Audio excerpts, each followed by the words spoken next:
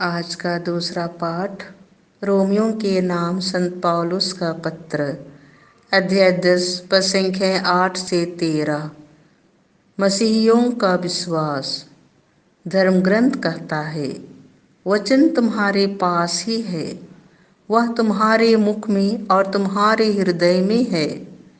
यह विश्वास का वचन है जिसका हम प्रचार करते हैं, क्योंकि यदि आप लोग मुख से स्वीकार करते हैं कि यीशु प्रभु हैं और हृदय से विश्वास करते हैं कि ईश्वर ने उन्हें मृतकों में से जिलाया है, तो आपको मुक्ति प्राप्त होगी।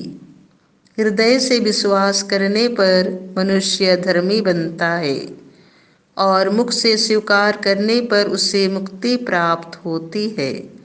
धर्म ग्रंथ कहता है, जो कोई उस पर विश्वास करता है उसे लज्जित नहीं होना पड़ेगा। इसीलिए यहूदी और यूनानी में कोई भेद नहीं है, सबों का एक ही प्रभु है। वह उन सबों के प्रति उदार है जो उनकी दुहाई देते हैं, क्योंकि जो कोई प्रभु के नाम की दुहाई देगा उसे मुक्ति प्राप्त होगी। यह प्रभु की वाणी है। आज का दूसरा पाठ रोमियो के नाम संत पौलुस का पत्र, अध्याय 10 पद संख्याएं 8 से 13। मसीहियों का विश्वास। धर्म ग्रंथ कहता है, वचन तुम्हारे पास ही है, वह तुम्हारे मुख में और तुम्हारे हृदय में है।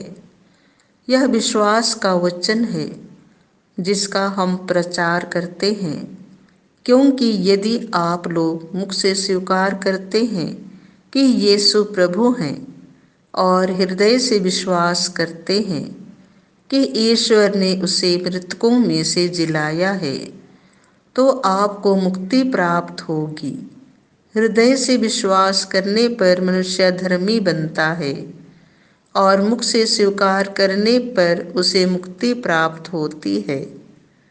धर्म ग्रंथ कहता है, जो कोई उस पर विश्वास करता है उसे लज्जित नहीं होना पड़ेगा।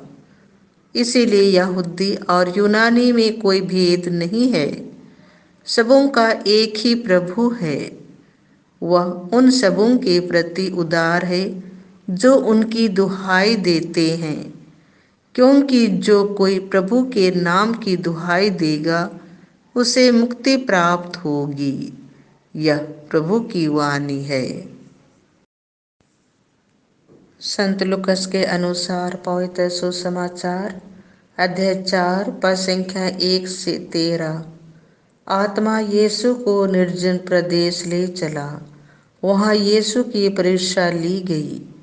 यीशु पवित्र आत्मा से परिपूर्ण होकर यरदन के तट से लौटे। उस समय आत्मा उन्हें निर्जन प्रदेश ले चला। वह 40 दिन वहाँ रहे और शैतान ने उनकी परीक्षा ली। यीशु ने उन दिनों कुछ भी नहीं खाया और इसके बाद उन्हें भूख लगी। तब शैतान ने उनसे कहा, यदि आप ईश्वर के पुत्र हों तो इस पत्थर से कह दीजिए कि यह रोटी बन जाए। परंतु यीशु ने उत्तर दिया, लिखा है, मनुष्य रोटी से ही नहीं जीता है। फिर शैतान उन्हें ऊपर उठा ले गया और क्षण भर में संसार के सभी राज्य दिखाकर बोला, मैं आपको इन सभी राज्यों का अधिकार और इनका वैभव दे दूंगा। यह सब मुझे मिल गया है और मैं जिसे चाहूँ उसे दे सकता हूँ। यदि आप मेरी आराधना करें तो यह सब आपको मिल जाएगा। पर यीशु ने उसे उत्तर दिया, लिखा है, अपने प्रभु ईश्वर की आराधना करो और केवल उसी की सेवा करो। तब शैतान ने उन्हें यरूशलेम ले जाकर मंदिर के शिखर पर खड़ा कर दिया और कहा, यदि आप ईश्वर के पुत्र हों तो यहाँ से नीचे कूद जाइए, क्योंकि लिखा है, तुम्हारे विषय में वह अपने दूतों को आदेश देगा कि वे तुम्हारी रक्षा करें और वे तुम्हें अपने हाथों पर संभाल लेंगे कि कहीं तुम्हारे पैरों को पत्थर से चोट ना लगे। यीशु ने उत्तर दिया, यह भी कहा है, अपने प्रभु ईश्वर की परीक्षा मत करो। इस तरह सब प्रकार की परीक्षा लेने के बाद शैतान निश्चित समय पर लौटने के लिए यीशु के पास से चला गया। यह प्रभु का सुसमाचार है।